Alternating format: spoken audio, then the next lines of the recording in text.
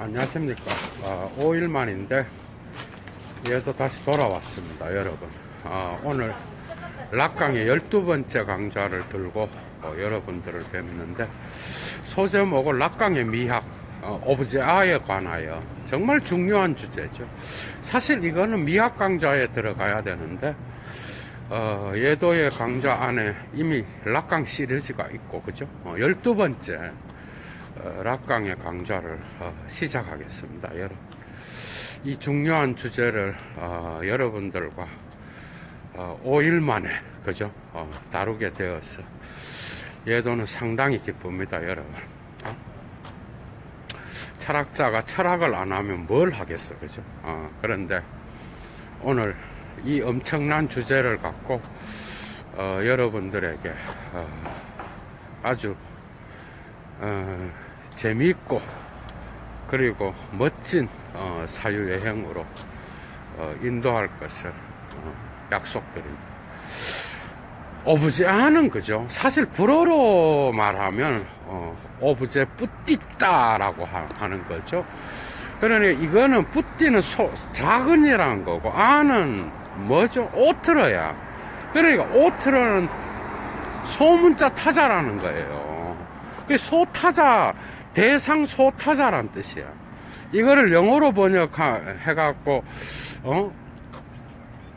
뭐 대상 이렇게 번역하기도 하고, 그죠? 그런데 저는 오브제아로 그냥 한글로 표기해서 올리려고 해요, 여러분. 워낙 오브제아는 락강의 오브제아는 유명하고, 그죠? 이미 많은 사람들에게 알려져 있죠. 그러나 또 예도가 또 조금 더 깊이 들어가서 락강의 그 사유를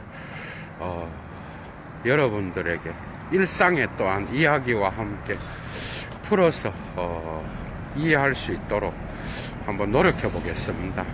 그러니까 대상이라는 게 뭐예요, 여러분? 정신분석에서 대상은 프로이트가 이미 애도와 우울이라고 하는 논문에서, 그죠? 아버지에 대한 그러한 그 신경증에 걸린 그런 환자를 분석하면서 아버지에 대한 그 사랑, 아버지가 죽고 나서, 그죠? 그 리비도에 대한 투자가 내투사로 나타난다는 거. 이넨 프로젝티얼트라 그러죠, 독일어로. 그러니까 그 리비도가 바깥으로 향해졌는데, 이 리비도는 뭐 욕망이에요, 욕망. 본능이고 트리프라 그래.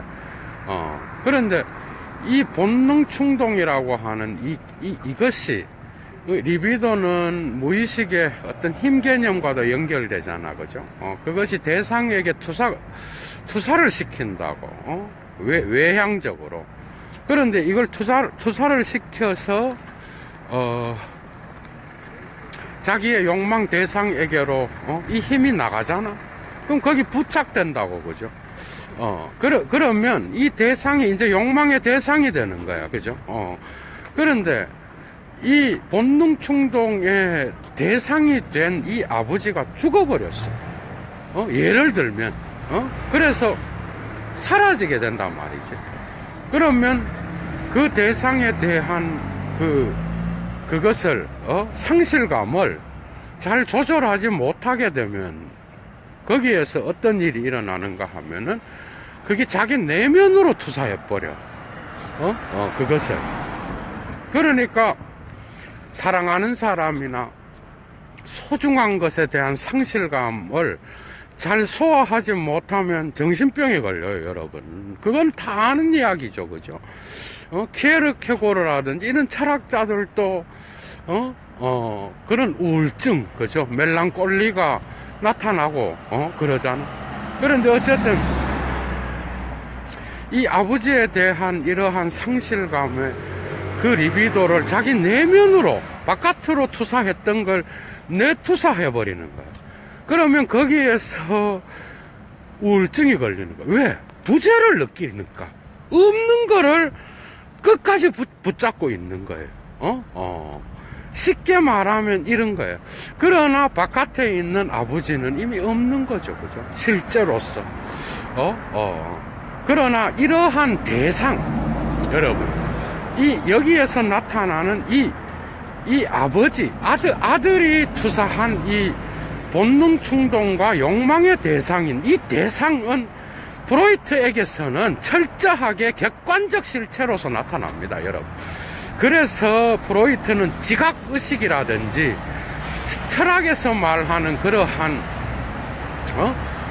바른 내뭉 과 의식을 연결시키는 그런 개념을 쓰고 있는 거죠. 그런데 락강은 이 프로이트가 사용했던 이러한 대상에 만족할 수가 없었던 거야. 이해가 돼? 왜 그런 거야?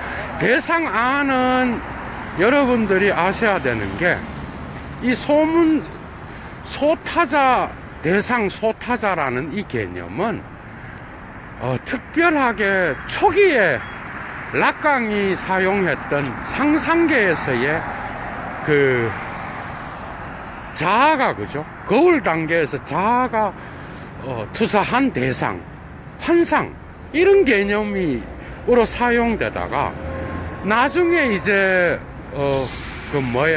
상상계에서 상징계를 만들어내면서 락강이 만들어낸 개념 중에 이 오브제아가 변형을 겪게 되는 거예요. 기표화, 그죠? 시니피에, 그 다음에 주체, 쉬제, 그 다음 또 하나가 뭐예요? 기표, 주체, 이런 개념들.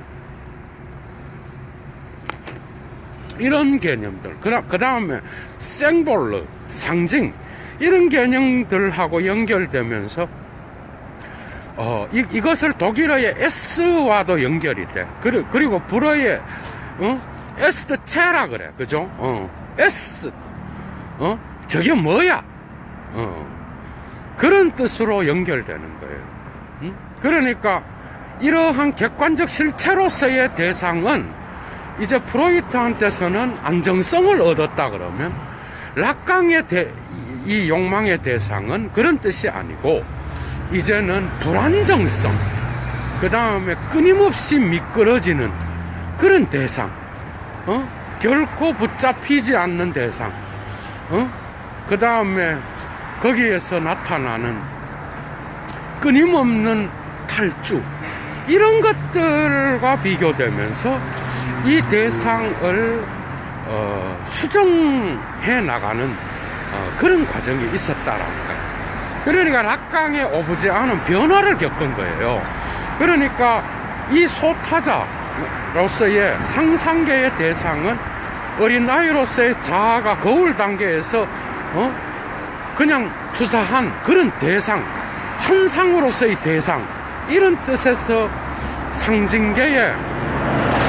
상징계로 옮겨지면서 언어와 연결되고, 그죠?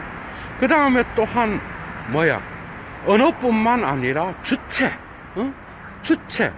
자아는 주체와 다르죠, 락강한테서. 자아는 락강한테서는 이미 예도가 강좌 때마다 이야기했듯이, 자아는 언제나 상상계에 머물러 있는 거야.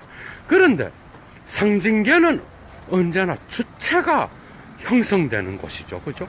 그러니까 주체, 다 S로 출발하는 거예요. 쉬제, 시니피에, 기표, 다 S잖아, 그죠? 생볼르, 상징, 이런 S는 독일어의 무의식을 가리키는 다스 S야, 그죠? 그 S를 가리키는데, 이러한 무의식의 개념들과 연결된 이유는 뭐야? 그것이 상징계의 언어의 질서 속으로 옮겨지면서 이 대상은 이제는 완전히 다른 모든 욕망을 촉발시키는 그러한 대상을 전부 다 오브제아로 지칭하게 되는 거예요. 그런데 이거는 결국은 실제계와의 관계 안에서 드러나는 거예요, 여러분. 이해가 돼요? 그러니까 실제는 뭐야, 여러분? 락강한테서 실제라고 하는 것은, 우리 인간은 어떤 실제도 물 자체에 도달할 수 없는 것처럼, 칸트에게서 우리 인간은 언어를 통해서, 이건 이미 니체가 이야기했던 혁명이죠. 그런데 언어를 통해서 실제를 만난다는 것은 우리 인간은 결코 실제에 도달할 수 없는 거야. 그런데 이 실제가 상징계를 통하여 기표와 사슬에 구멍을 내고 들어올 때마다 뭐를 남기는 거야? 이 오브제 안은 언제나 무로서 드러나며 또한 의미와 사슬을 끊임없이 만들어내고 연쇄작용을 일으키게 하는 동기가 되고, 그죠? 그래서 이 욕망의 대상으로서의 오브제 안은 사실은 무예요, 무. 이해가 돼? 무인데, 그러나 또한 이것은 채워지게 되면은, 배설물과 같이 무가치한 그런 것으로 떨어지는 양면성을 갖고 있는 거예요. 뭔 말인가 하면, 여러분들 봐봐. 쉽게 이야기할게요. 어린아이가, 그죠? 얘도 아들이 있어. 얘도 아들이 웅찬인데, 얘도 아들이 맨날 레고, 크리스마스 때 아빠 레고 하나 갖고 싶어. 얘기한단 말이지, 그지? 그러면 그 아이가 갖고 싶어 하는 그 레고를 다 만들고 그 아이가, 레고의 모든 기능들을 다 숙지하고 금방 만들어요. 금방. 아무리 비싼 걸 사다 줘도 4시간 만에 다 만들어 버려. 그죠? 그런데 그걸 만들고 나면은 그 욕망의 덩어리가 어떻게 돼? 채워지고 나면은 그 레고에 대한 대상의 그러한 열정이, 그죠? 엄청 줄어들겠죠. 그런데 심지어는 여러분들이 이런 것들을 성관계라든지 그리고 그러한 욕망의 대상에 적용시켰을 때 이것은 오물과 같은 거죠. 그러니까 그 욕망 자체는 채워지면 언제나 오물로 버려져야 될 그러한 것으로 가치가 하락하는 거예요. 그러니까 상승과 하락의 그런 운동을 촉발시키는 욕망의 미끼와 같은 게 바로 오브제 아야. 다시 말하면 우리의 대타자가 있잖아. 다시 프로이트적으로 말하면 오이디푸스 콤플렉스의 마지막에 뭐가 있어요, 여러분? 어머니에 대한 욕망을 포기하면서 뭐가 있죠? 거세공포증이 있잖아. 언제나 모든 대상은 거세된 대상이에요, 여러분. 이해가 되죠? 채워지지 않는 상실. 그 다음에 갖고 싶어도 가지지 못하는 그러한 부재의 결핍의 상징으로서 드러나는, 이게 바로 오브제 안 거예요. 그래서 프로이트는 뭐죠? 곳곳에서 나타나. 프로이트가 이러한 대상의, 무의식적 대상의 질서를 뭐를 잡았어? 또 뭐예요? 남근, 또 뭐가 있어? 이런 것들. 그런데 락강은, 그죠? 프로이트가 만들어낸 이러한 무의식의 그러한 상징들에다가 뭐를 더 집어넣는가 하면은 응시. 여러분 이미 예도가 강좌를 했어. 이 응시에서 미학이 나와요, 여러분. 응시와 그 다음 목소리, 목소리, 이런 것들을 더 덧붙인다고. 그러니까 그냥 시각 이미지와 청각 이미지뿐만 아니라 프로이트가 갖고 있었던 그러한 남근적인 거에다가 여성의 성기도 집어넣고 입술도 다시 집어넣고, 그러면서 이 무의식의 상징으로서의 대상들을 확장시켜 나간다고, 락강.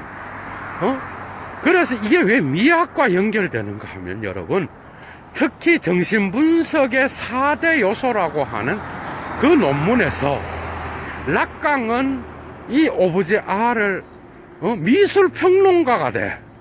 거기에서 다양한 예술가들의 작품들을 논평을 하는데, 락강의 관점은 결코 아주 세밀 묘사로 나가는 게 아니라 전체적인 주제 묘사로 나갑니다. 거기서 특별히 세잔느라든지 그 다음에 뭐 고신이라는 그 화가, 그 다음에 또 그 이전에 있었던 이름이 그 다양한 화가들을 거기서 다뤄요.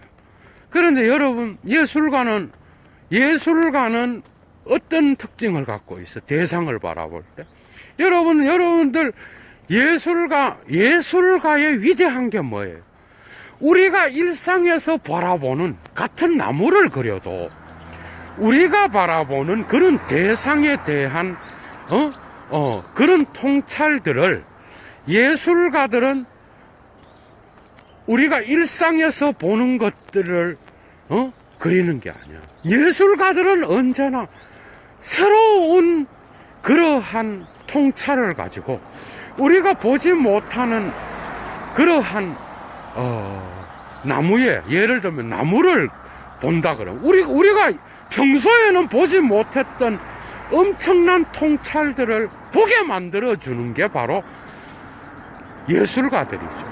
그러니까 예술의 위대성은 어디에 있는가 하면은, 예술의 위대함은 우리 일반적으로 우리가 바라보는, 세계를 바라보는 그런 응시에 있는 게 아니에요.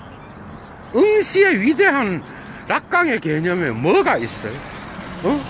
우리가 처음에는 욕망의 대상을, 주체를 갖고 바라봐. 근데 나중에는 내 주체가 없어져 버려. 왜? 욕망의 대상이 나를 비웃고 쳐다보고 있고, 이 대상은 나에게 결코 잡히지 않습니다, 여러분. 다시 말하면 내가 그것을 채우고 나면 배설물과 같이 여겨진다는 거예요. 이 말은 뭐죠? 인간의 생물학적인 그러한 것들도 그렇지만은 여기 언어가 들어가, 여러분. 그러면 그 욕망의 대상은 가졌을 때 결핍이 채워지면, 이게 채워지면 좋은데 그 결핍은 인간에겐 언제나 험으로 끝납니다, 여러분.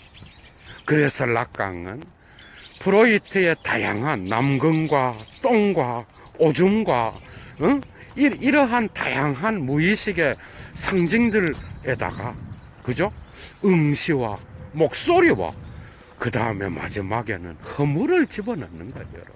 허무, 그죠? 그러니까 욕망은 인간이 또 욕망이 없으면 어떻게 돼? 그죠? 살 수가 없는 거잖아. 삶에 대한 충동도 다 욕망이고, 이런 모든 것들이 욕망을 갖도록 만드는 게 바로 오브제아지만은, 그러나 주체와의 관계에 있어서 잡히지 않는 언어의 방해 때문에. 왜 그런 거예요, 여러분? 왜 그런 거예요? 주체는 언제나, 여러분 이거 잘 알고 있어요. 지적이 맨날 이 얘기합니다, 여러분. 그게 주체, 시제는 언제나 뭐죠? 락강한테서는 뭘로 표시가 돼요? 삐끔 쳐진 걸로 표시가 돼요. 그건 기표의 의미와 사슬을 통해서만 주체가 존재를 만난다는 거야. 이해가 돼요?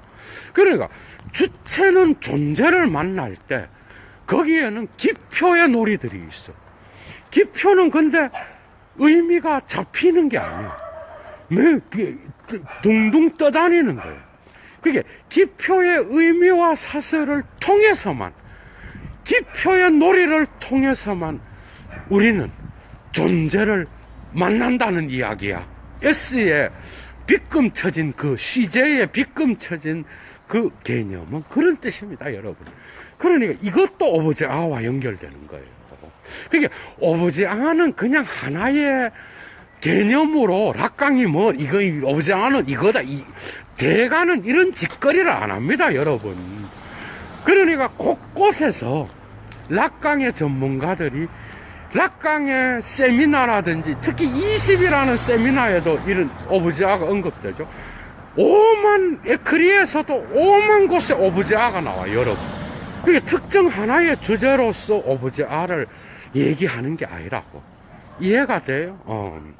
그게 이 오브제 뿌띠따는 다시 말하면 락강의 다양한 앙코르라든지 다양한 세미나, 심지어 에크리에 없는 그런 논문들에도 나오고 에크리에도 곳곳에서 나와요, 여러분. 그러니까 이것을 통합적으로 고찰해 보면 그런 의미로 사용되고 있다라는 것을 이야기한다. 이게 바로 최대한의 철학 강좌를 할 수 있는 그러한 대가를 강의를 할 때 할 수 있는 최고의 강좌가 그런 겁니다, 여러분. 그게 개념을 풀어가 뭐 하는 건 그건 1차 자료 안 읽은 거예요, 여러분. 개념으로 그게 뭐 이렇게 뭐 도식화 될 수 있는 게 아니라 이런 특징이 갖고 있다라는 거예요, 오브제 R라는 게. 그래서 예술가는 뭐죠? 예술가는 대상을 바라봐, 여러분. 근데 사실 저는 예술가만이 그런 게 아니라고 봐. 모든 인간은 사물을 바라볼 때 타자가 보지 못하는 그런 무의 공간을 볼 수 있는 능력이 있다고 봐. 근데 예술가는 이거를 자기의 작품으로 표현할 수 있는 탁월한 능력을 갖고 있다고 봅니다. 그래서 이 오브제 R는 미학에서 언제나 중요한 개념으로 나타날 수 있는 거예요. 왜 그렇죠? 우리가 그림을 바라볼 때 예술가의 절망과 한숨, 죽음에 대한 충동. 왜 그래요? 그 극한까지 바라봤을 때 그 대상을 붙잡아서 작품에 묘사해도 언제나 잉여가 남는 거야. 왜죠? 예술가의 상상력 안에는 이러한 실제들을 변형시키는 능력이 있는데 이 실제들에 대한 변형에 대한 사항이 결코 작품 안에서 완성될 수 없는 거야.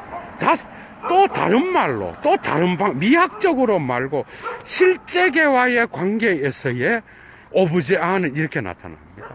그러니까 인간은 빗금쳐진 기표들의 놀이를 통하여 존재를 만난다면 존재가 실제라고 이야기를 할 때 이 실제를 직접 못 만나는 거예요. 그러니까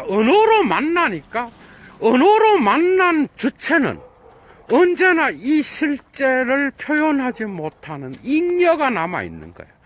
이 잉여를 표현하는 게 오브제 R야. 그러니까 뭐예요? 영원히 표현이 안 되는 거야. 그러나 예술은 어디에서 탄생돼요? 이것을 표현하려고 몸부림치는 노력 속에서 예술이 나오는 거예요, 여러분. 이해가 돼요? 그래도 가장 그 실제와 가까운 것을 표현하려고 노력하고, 그죠? 있는 그대로의 것이 아니야.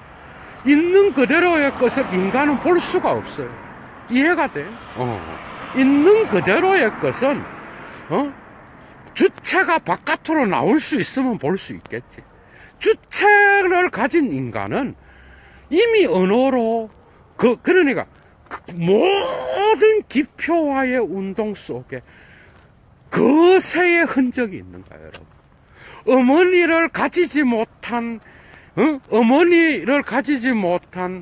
욕망의 포기가 이미 기표와 사슬 속에 있는 거야.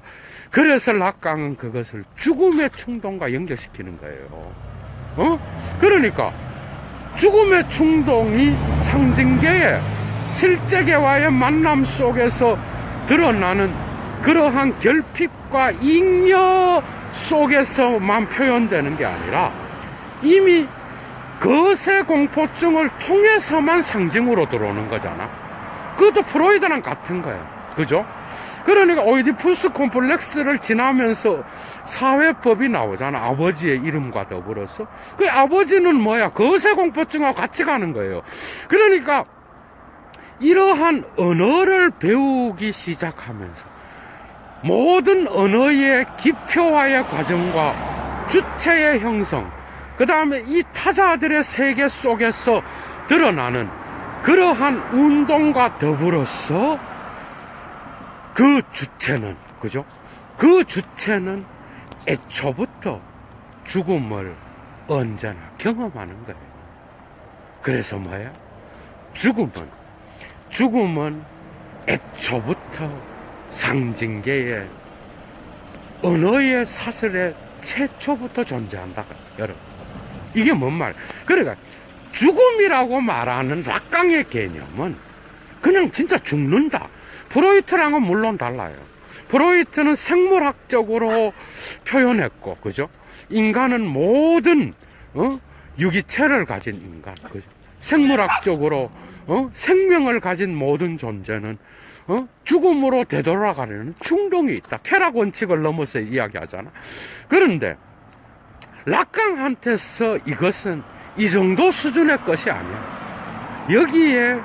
여기에 이 죽음은 실제와 언어의 관계에서 드러나는, 제가 볼 때 이거는요, 그냥 정신분석을 프로이트 전공자들은 제가 볼 때 락강 제대로 해석 못 합니다. 그 이유가 그냥 락강은 철학으로 풀어버리는 거야. 그러니까 되게 어려운 거예요, 이게. 여러분들이 언어와 실제의 관계를 생각해봐. 나무. 그리고 기표는 뭐야? 나무. 여러분들이 말할 때, 이미, 이거 데리다도 얘기하고, 블롱쇼도 얘기하고, 소영님이 뭐 한 번씩 번역해서 올리는 거 보면 그런 얘기도 있고, 이미 니체도 이야기하는 거. 그럼 뭔 말인가 하면, 인간이 말을 하면서 기표를 사용하고 언어를 사용하게 될 때, 그 언어 속에 들어있는 실제는 죽어 있어요, 여러분. 맞죠? 뭔 말인가? 여러분 말 속에 실제가 있는 게 아니야. 실제를 죽여야 말이 되는 거예요, 여러분. 이걸 알아야 락강의 철학을 제대로 알 수 있어요. 그러니까 실제는 결코 언어를 통하여 완벽하게 표현될 수도 없어요. 그러니까 언어는 아버지가 만들어낸, 사회가 만들어낸 그러한 대타자의 속임수야, 여러분. 우리는 결코 그런 방식으로 실제를 만날 수가 없어. 그런데 그럼 실제로 만날 길이 있냐? 없다고, 여러분. 없다라는 거야, 락강은. 실제를 만날 수가 없어요, 우리는. 우리는 단지 실제를 통하여 예술가는 실제에 가까운 걸 표현하려고 노력하는 거죠. 그러나 그 예술가의 관점에서 실제를 보는 거예요. 이해가 돼요? 그러니까 우리 일상에서 우리가 경험하는 그러한 이 세계의 그림을 예술가는 자기 방식대로 우리가 보지 못하는 무의 공간에서 그것을 새롭게 보여주는 게 바로 예술가의 보는 거야. 응시는 언제나 뭐죠? 그래서 욕망, 예를 들면 이런 거야.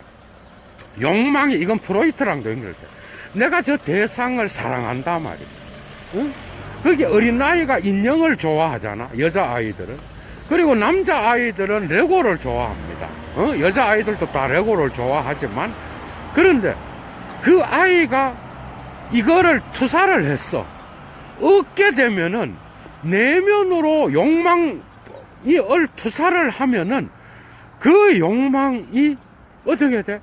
내투사될 때는 무로 돌아와, 여러분. 왜? 그 바깥에 있는 걸 만났을 때, 욕망이 채워졌을 때의 실제는 그 인간이 가졌던 그 실제에 대한 생각과는 판이하게 다르거든, 여러분. 그래서 우리 어른들이 뭐라 그래요, 여러분? 우리 어른들이 그런 말 한다고. 내가 다시 태어나면 내가 저 인간하고는 내가 같이 안 산다, 이런 말 하잖아, 여러분. 그런데 그게 그 사람을 사랑하지 않는다는 게 아니야. 이해가 돼요? 그 사람에 대한 사랑이 있다라는 표현이겠죠. 그러나 그 말은 내가 상상했던 그 사람은 내 주체 안에서 있는 거예요. 그러니까 실제는 결코 내가 상상했던 것을 충족시킬 수가 없습니다, 여러분. 그런데 충족시켰다고 환상을 갖고 살다가 어느 날 실망하는 거지. 이해가 돼요? 그게 바로 이러한 락강의 오브제아와 다 연결될 수 있는 거야. 너무 재미있잖아, 그죠?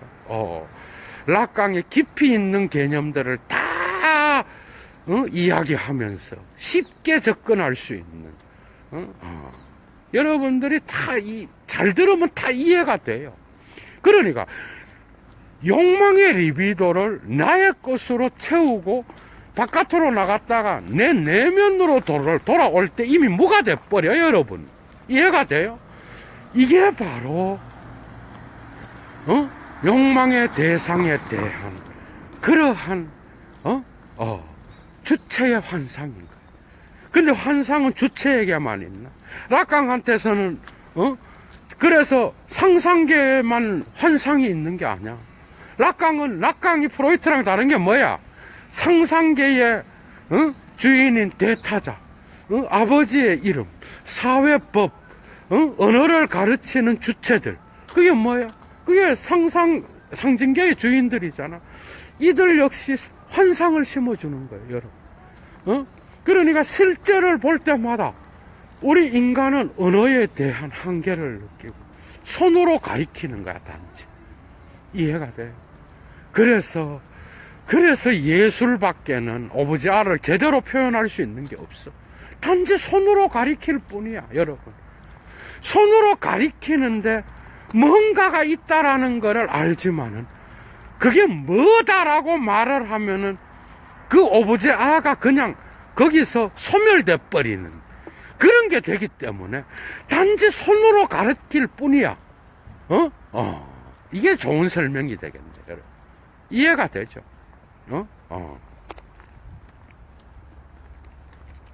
그래서 락강은 자기가 오브제아를 설명을 할 때에 그런 다양한 방식을 사용해서, 그죠?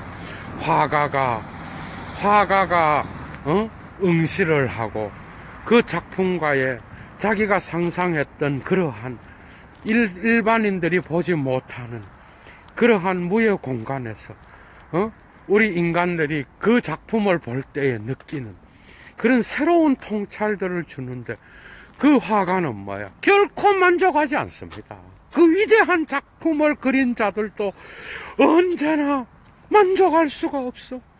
이미 모든 욕망은 거세 공포증을 통과해야만 상징계로 진입할 수 있는 거예요, 여러분. 모든 게 다 거세됐어. 우리는 우리가 갖고 있는 근본적인 원초적인 욕망을 결코 충족할 수 없어요. 모든 기표에는 거세의 흔적이 있는 거예요. 그죠? 그것은 언어와 실제와의 차이에서도 우리가 말을 할 때 모든 실제는 죽어버려요, 여러분.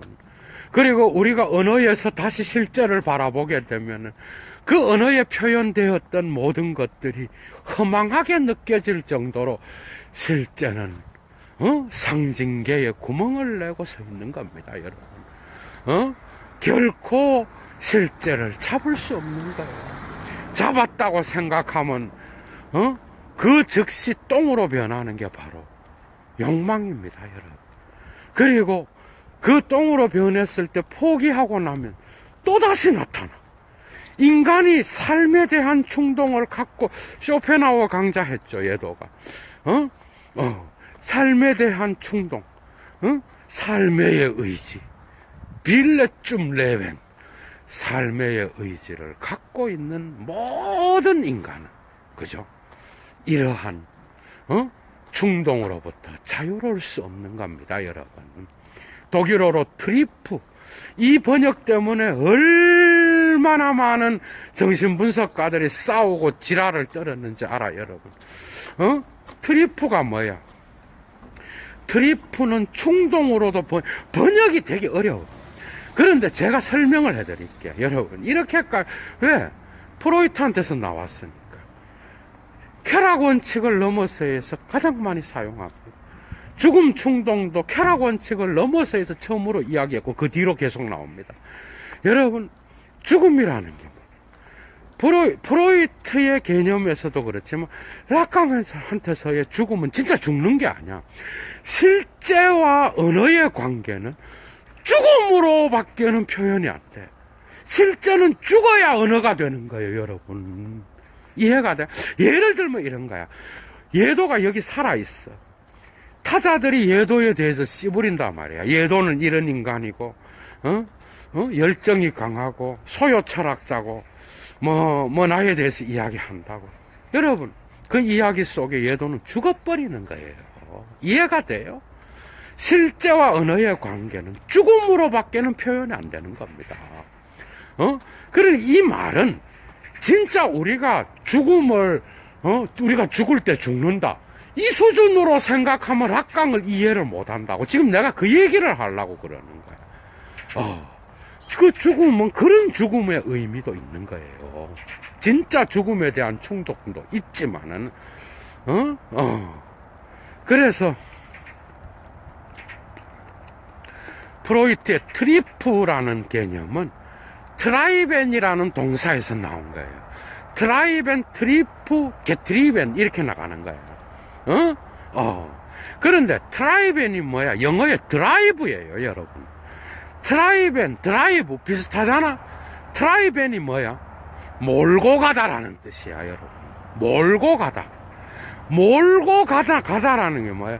이걸 불어로 락강은 가끔 불시온과 함께 번역하기도 합니다. 여러분, 영어에 펄전이란 단어 있죠? 충동. 그게 라틴어 계열이야, 여러분. 불어가 같이 가. 그렇게 쓰는데, 락강은 데리브라는 불어로, 그게 DRIVE로 쓸 때도 있고, 미끄러진다. 어디로부터 탈피한다란 뜻으로 사용할 때도 있어. 그러니까 이 개념은 그냥 본능, 충동 이렇게만 번역해서는 어려워. 이걸 원어적으로 제가 설명해 드릴게요. 이게 뭔 말인가 하면 욕망의 대상이 있어. 여러분 아이들이 레고를 갖고 싶어 해. 그러면 레고가 대상이야. 그 대상으로 내가 리비도를 충동시켜. 그런데 그리로 나의 모든 욕망을 그리로 몰아가, 여러분. 막 몰아간다고, 드라이브 한다고, 운전을 해가. 그런데 그 대상은 언제나 제로점이라고. 제로. 제로점인 이유가 뭐야? 내가 생각했던 욕망의 힘과 일치할 지점이 없는 거야.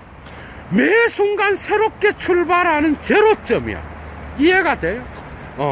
그래서 그것은 무의 공간으로서 그 대상 주변을 맴돌기만 하지 그 대상을 지배하고 탈취할 수가 없는 거야, 여러분.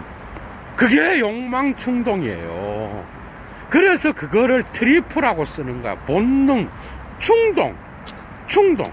충동적인 게 그런 거잖아, 여러분. 대상을 죽이고 살해를 했다 그래도 내가 그 대상을 소유할 수 없는 거예요. 뭔가 내가 대상을 가진 것 같은데 대상은 이미 저쪽으로 달아나 있어. 어디에서도 내가 잡을 수 없어. 잡았다고 생각하는 순간 거기에는 찌꺼기만 남아있어. 야, 여러분, 이게 바로 락강의 오브제아의 개념이에요. 언제나 실제와 언어의 차이 안에는 잉여가 남아있고 이 잉여를 완전히 소화할 수 없는 게 바로 주체라는 거예요, 여러분. 그래서 이러한 것을 자본주의적 사회 질서 안에서 상품의 물신과 연결시켜서 락강의 이론을 자기의 이론으로 만들어서 자본주의의 욕망 개념을 폭로하는 게 바로 지적의 철학 아니야, 여러분? 오늘 강좌도 지적과도 엄청 중요합니다. 미학과도 연결되어 있지만 그러니까 역응시가 있기 때문에 응시는 만족이 안 돼. 역응시는 뭐죠? 내가 나무를 바라보면 나무가 나를 바라보는 응시가 있는 거야. 그런데 저 나무는 내가 바라보는 그 응시에 붙잡히지 않는다고.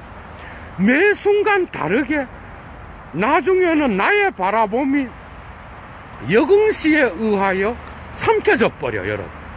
그러니까 이런 것들에 의하여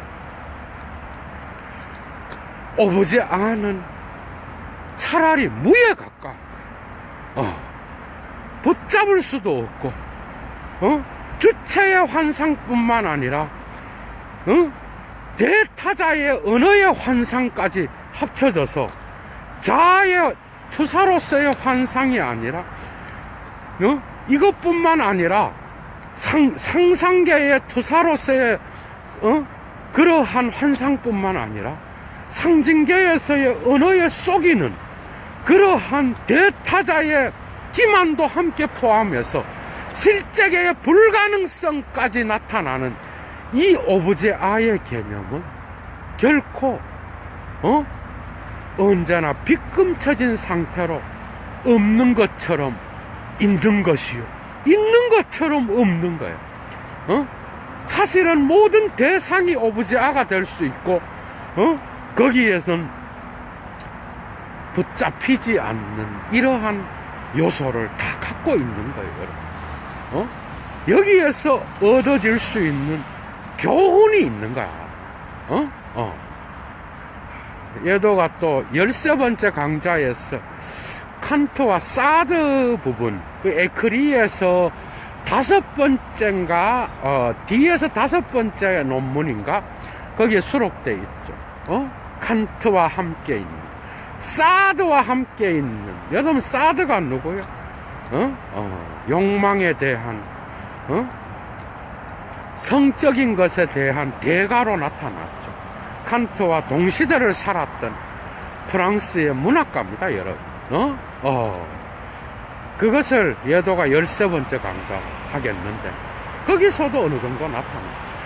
여기서 윤리가 나타나는 거예요. 락강에게도 윤리가 있는 거예요, 여러분. 이해가 돼요? 그런데, 그렇다 그럼 여기서 교훈은 뭐예요? 내가 소유하려고 하면, 오브제 아는 언제나, 소유로부터 벗어나 있다. 그렇다 그럼 뭐냐?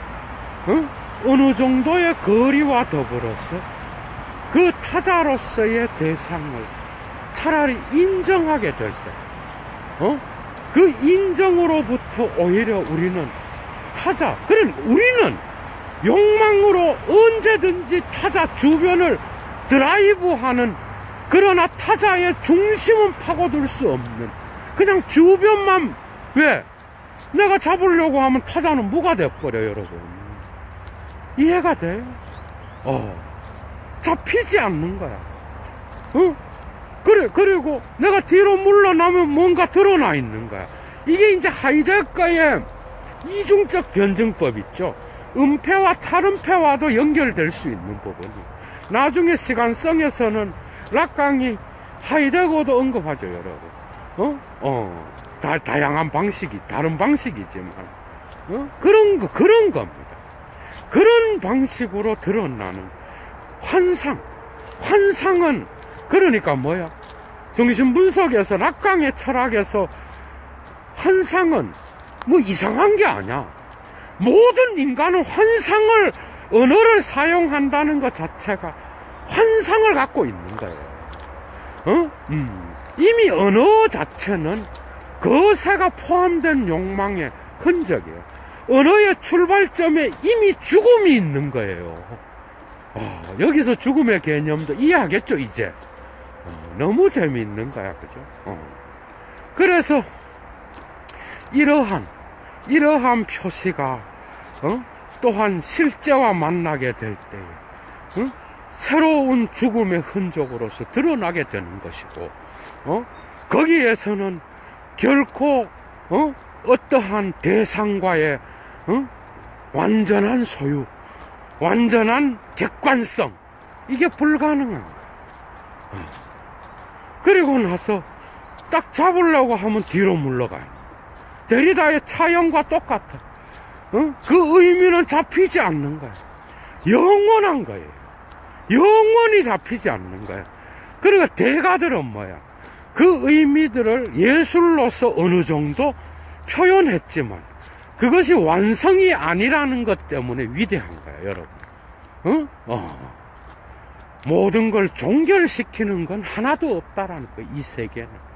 그게 인간이라는 거예요, 여러분. 얼마나 위대한 철학이야. 여러분, 인간이라는 게 그런 존재라는 거야, 여러분. 생물학적으로도 인간은 욕망의 구조가 결코 단 한 번으로서 모든 게 채워지는 게 어디 있어? 영원히 채워질 수 없는 너머를 가리키는, 손가락으로 너머를 가리키는 게 바로 인간의 그러한 삶이라는 거예요. 그 너머에는 신이 있을 수도 있고 허망한 무가 있을 수도 있는 거예요. 철학자로서는 거기에 신이 있다라고 이야기할 수도 있겠죠.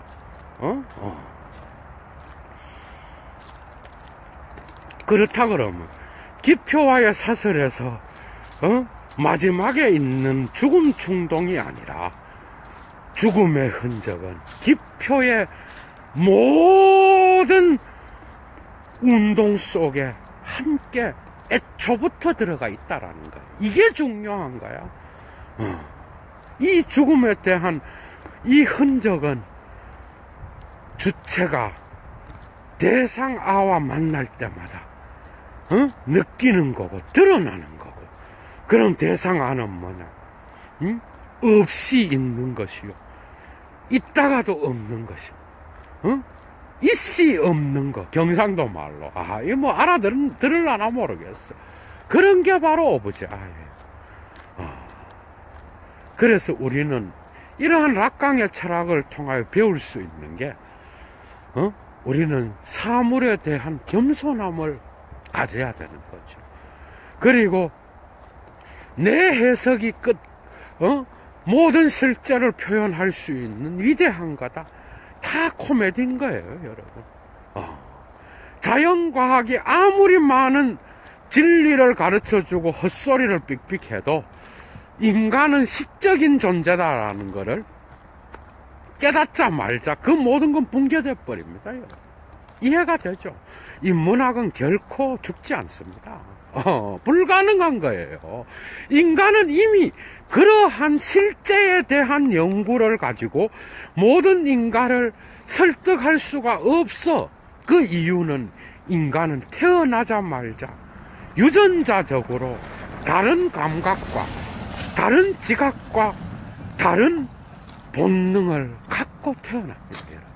사람마다 다른 빨강색을 볼 때 느끼는 감정이 다 달라. 이해가 돼요? 통합될 수 없습니다. 인문학은 그래서 중요한 거예요, 여러분.